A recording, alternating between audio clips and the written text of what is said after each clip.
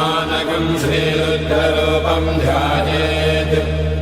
शुद्धस्फटिकसङ्काशम् त्रिनेत्रम् पञ्चवक्त्रकम्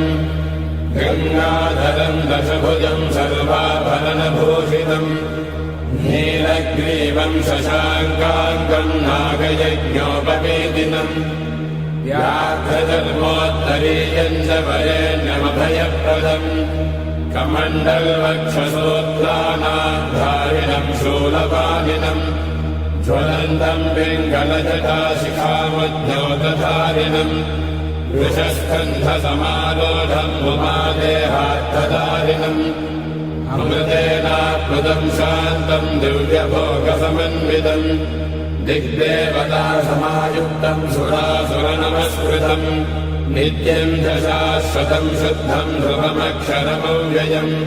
सर्वव्यापिनमीशानम् रुद्रम् वै विश्वरूपिणम् एवम् ध्यात्वा द्विजः सम्यक् ततो यजनमारभेत्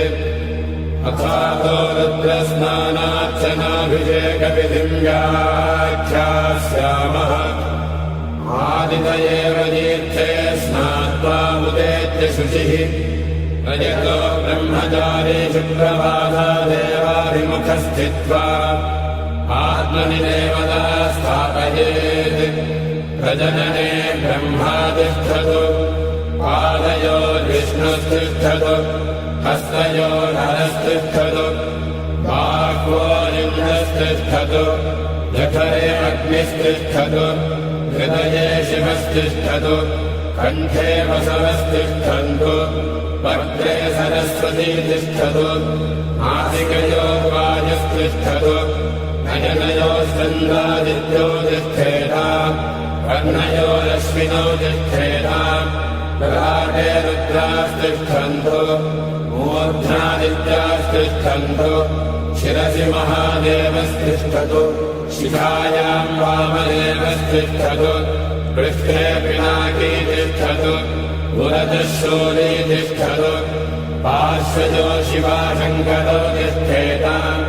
सर्वतो वायुस्तिष्ठतु ततो बहिः सर्वतोऽग्निज्वालामाला परिवृतस्तिष्ठतु सर्वे शृङ्गेषु सर्वा देवता यथास्थानम् तिष्ठन्तु मागुम् रक्षन्तु।